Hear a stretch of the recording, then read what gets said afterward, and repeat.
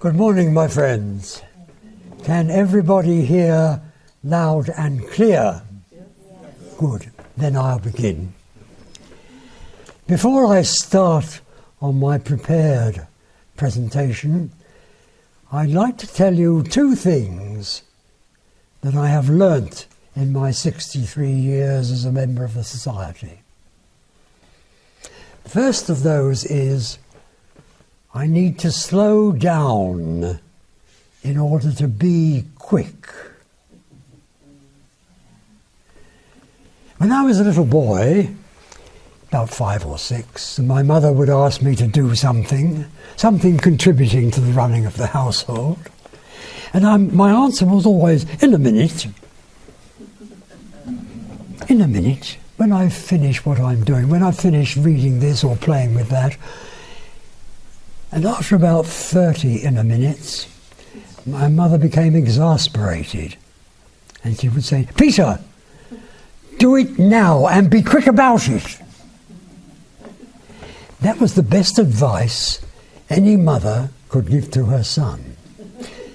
Because you see, we usually construe quick as being the opposite of slow.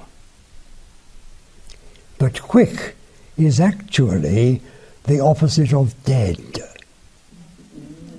So to be quick is to be alive, alert, aware, in the moment. And that's what my mother told me to do. The other thing I've learnt is that the quality of my doing depends upon the state of my being. So I'm going to begin this morning with something which will help us to get in the right state of being. I'm going to begin with an invocation. It's an invocation that was written in the first quarter of the 20th century by Annie Besant. And I added an extension in the last quarter of the 20th century because I wanted to use it as a group meditation. And it's possibly in that mode that I'm going to use it this morning. O hidden life, vibrant in every atom.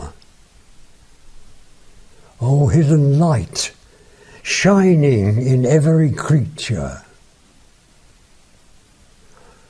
O hidden love, embracing all in oneness. May each who feels himself as one with thee know he is therefore one with every other. Let us respond to the rhythm of the hidden life, vibrant in us. Let that hidden light illumine our thoughts and shine through every word we say.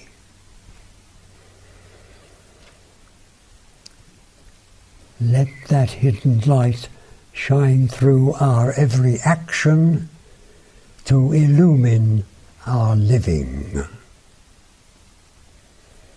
Let us feel that hidden love, enfolding us in the perfect harmony of its compassionate embrace.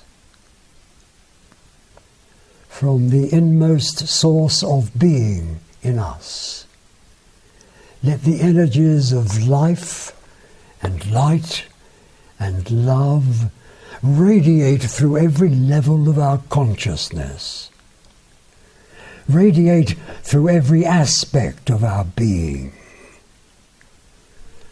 radiate through every cell of our body. From the inmost source of being in us, let us release the energies of life and light and love, enfolding all our world in peace. and all the people in it in harmony and joyfulness, in beautiful, balanced, rhythmic integration.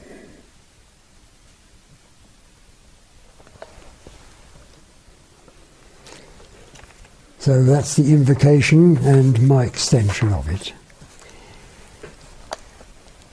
I want to tell you about the fruits of 3 summer schools for me.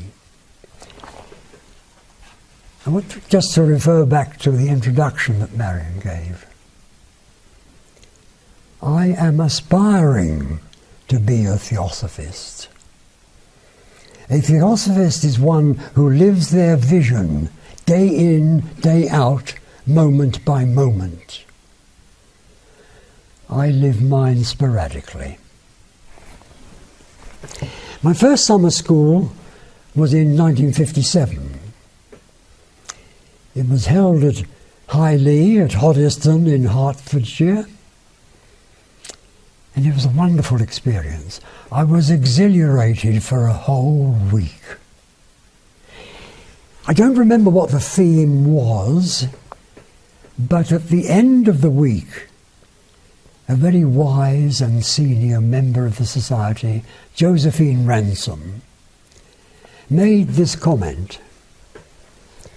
We've been talking all week about liberation, as if it were liberation out of, liberation from. The liberation of which we speak is liberation into.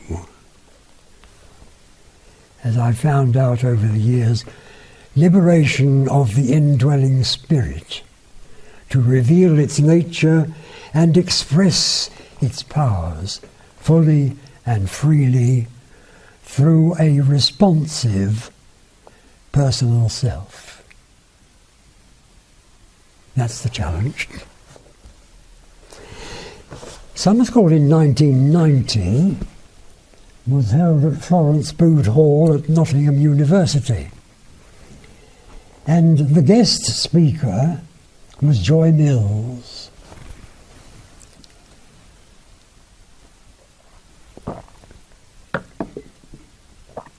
Joy Mills was an exceptionally keen student of the secret doctrine.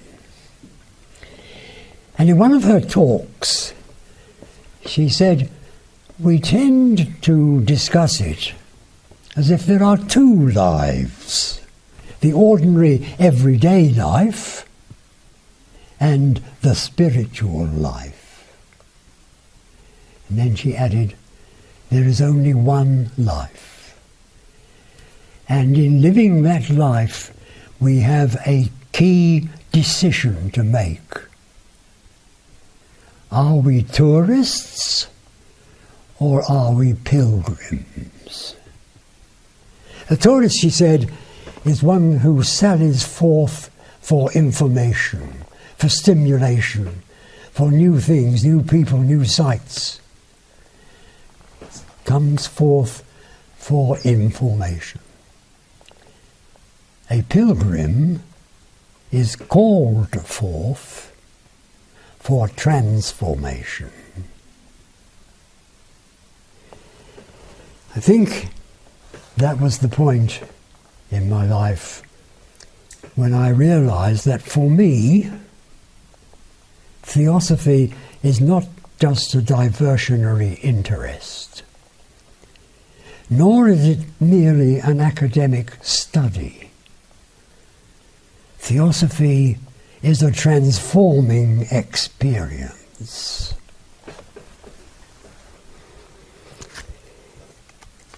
The next summer school I want to tell you about was 1993. This was at Leicester.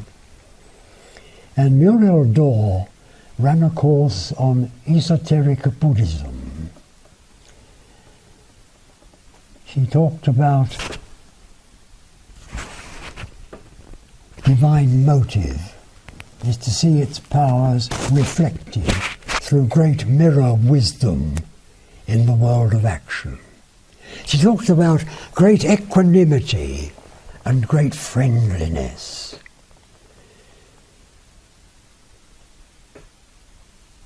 And gradually over the next 2 or 3 years, I took her phrases and I combined them into what for me was a sequence for perfect action. The key to perfect action is great equanimity.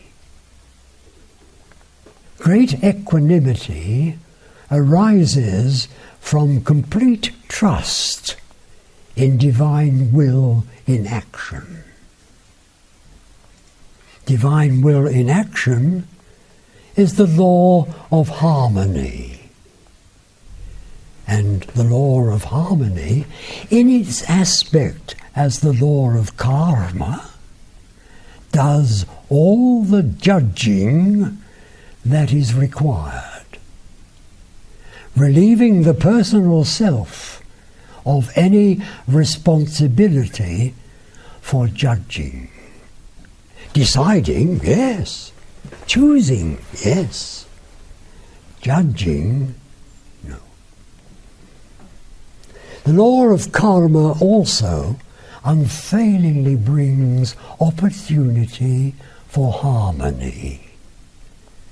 Mainly, opportunity to restore the harmony that our own thoughts and actions have disturbed.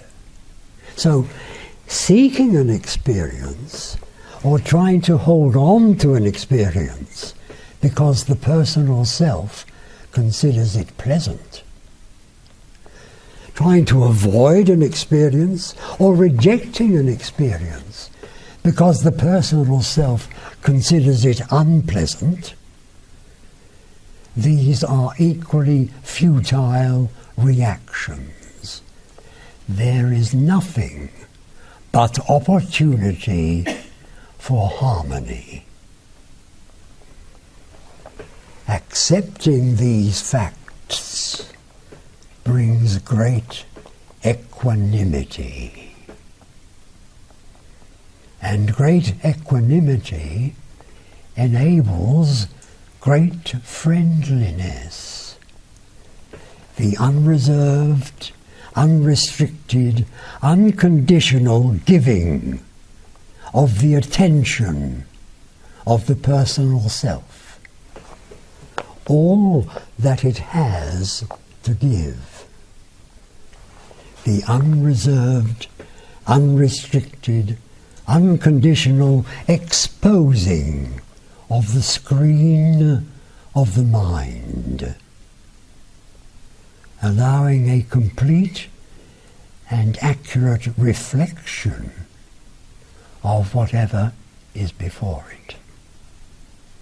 A complete and accurate image appearing in the screen of the mind before the eternal presence within. That image is held briefly with great equanimity, enabling great mirror wisdom to come into play. And the indwelling spirit responds. First, with love, accepting that image exactly as it is. Then with wisdom, linking that image to its appropriate archetype, the seed of which it is a blossom. That link releases joy, a flashing ray of energy serene and pure, appearing in a pattern of beauty, filled with compassion, as the response is transmitted through great friendliness to complete a sequence of perfect action. With great equanimity, no expectation of seeing a particular result. Over the years, I have imagined that response slightly differently. I imagine the indwelling spirit's response to be weaving an energy pattern appropriate to the need of the moment. The need as perceived by the indwelling spirit, the response emanating from the indwelling spirit and flowing through the personal self. So, that's my 3 summer schools. That brings me to the simplicity of it all. 7 simple steps to self-realization.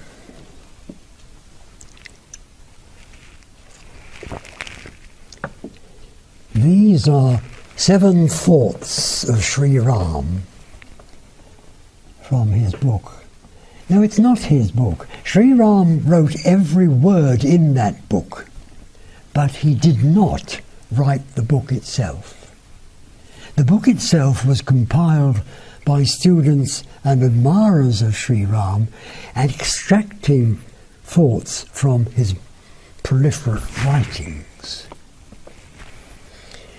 And the first 3 thoughts I came across around 1990, because that was the first time I used them in a talk. And those 3 thoughts were: the whole process of evolution for the spirit is an awakening.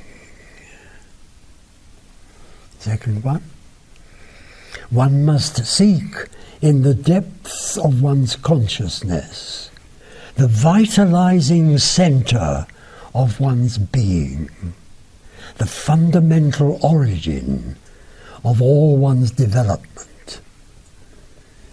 And the third one, will is not the focusing of diverse energies at a superficial point. Will is focusing yourself at your center. So there was a very simple, useful framework. Awake, seek, focus. And that's an iterative process. We have a sudden flash of awakening, we do a little bit of seeking, and then we try our hand at focusing. And so it goes on. That was a very useful framework in all my theosophical explorations. My theosophical explorations, some years ago, Eddie Billimoria, in a talk that he gave, referred to Heisenberg, a particle physicist, who said, "What we observe is not nature herself, but nature exposed to our mode of questioning." So when Marion says that I'm a keen student of theosophy, she means theosophy exposed to my mode of questioning. And as you'll see in a moment, each one of us has our own unique mode of questioning to discover who we are. In the spring of 2016, I opened up a folder on my computer, a folder headed My Book. And in there I saw a file which was entitled Background Thoughts. And they were so background I couldn't remember what was in it. So I opened it up and I found 4 thoughts of Sri Ram and one very short quotation from the Secret Doctrine. I recognize them as being the sort of thought which might have appeared in Thoughts for Aspirants, but I couldn't actually remember having seen those 4 thoughts before. So the first thing I did was to look up Thoughts for Aspirants and find the 4 thoughts in it, and there they were. So the first of those 4 thoughts was, in each man, however humble, there lies hidden the gem of his individuality. We must accept the worth of every gem and its right to a setting in which it may shine with such lustre as it commands.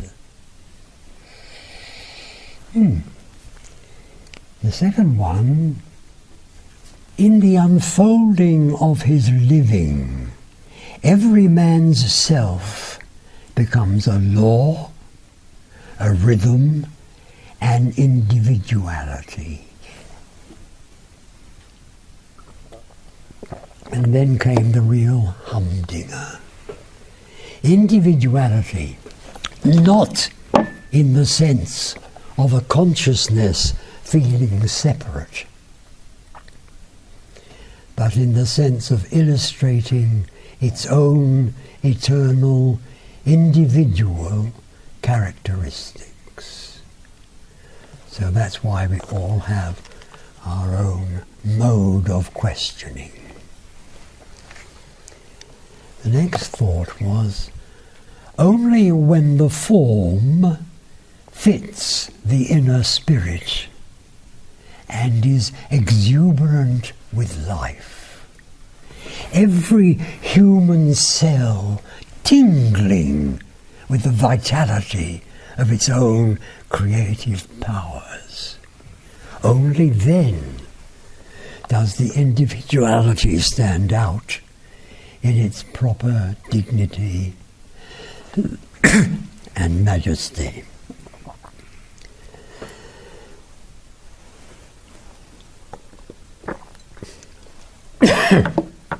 And the final thought,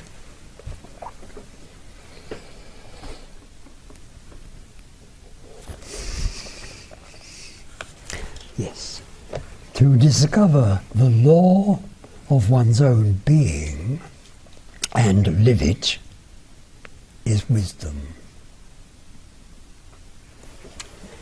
7 simple steps to self-realization. Don't fall into the trap of thinking that simple and easy are synonyms. That which is simple is sometimes the most elusive.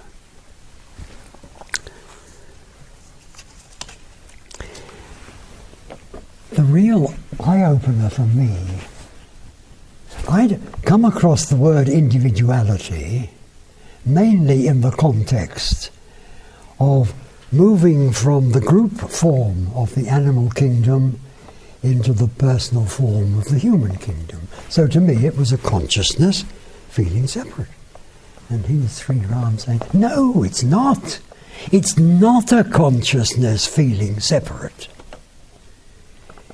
It's illustrating its own eternal, individual characteristics. Wow.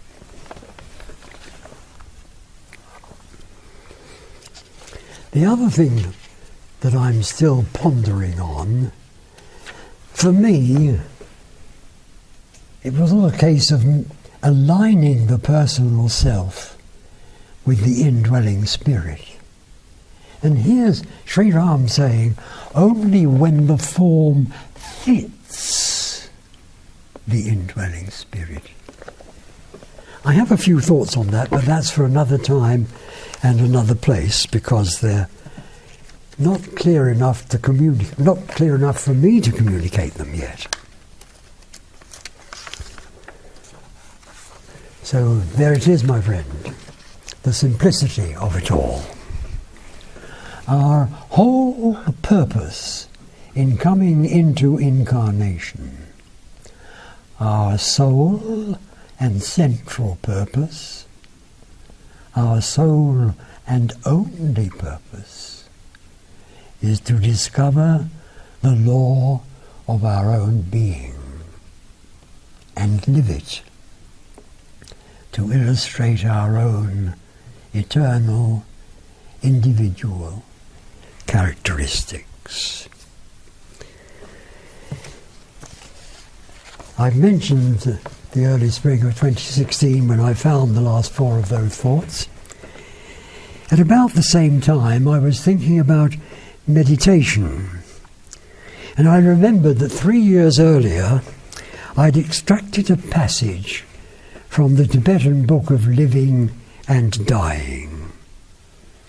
So I looked it up, and this was a part of it. Training the mind. Generally, we waste our lives in endless activity, distracted from our true selves. Meditation, on the other hand, is the way to bring us back to ourselves, where we can really experience and taste our full being, beyond all habitual patterns. Our lives are lived in intense and anxious struggle, in a swirl of speed and aggression, in competing, grasping, possessing and achieving, forever burdening ourselves with extraneous activities and preoccupations. Meditation is the exact opposite. And then there was a list of things that meditation is a state free of all cares and concerns, no desire to possess or grasp anything, and so on. And I read it through twice, and I thought it was very good. And then suddenly my mind went from the first 2 words of the last paragraph to the last 2 lines. And this is what I read. Meditation is a state in which all those emotions and concepts that have imprisoned us are gradually released into the space of natural simplicity. I spent a lifetime trying to put my experiences and my visions into appropriate words, appropriate concepts. Words, concepts inspire us, encourage us, inform us, but finally they imprison us unless we release them into the space of natural simplicity. I'm fortunate because I seem to have found a new vision before the present one completely imprisoned me. And I hope that will continue for the rest of this incarnation. All the concepts I've presented to you today are useful. I've presented them to you because they're useful to me. Not expecting them to be useful to you, but hoping that something may ring a bell that opens a window. And in due course, those concepts will imprison me until I release them into the space of natural simplicity, the simplicity of it all. Now, my friends, I want to bring this to a conclusion with a blessing. I cup my hands before my heart to hold this summer school therein, and all my friends attending it. enfolding all this school in peace. And all my friends attending it in harmony and joyfulness, in beautiful, balanced, rhythmic integration. Then softly smile and wish you well, and gently let you go, my friends. Let you go that you may flow in freedom of your soul, to soar along your joyous way, the surer for this thought. Thank you.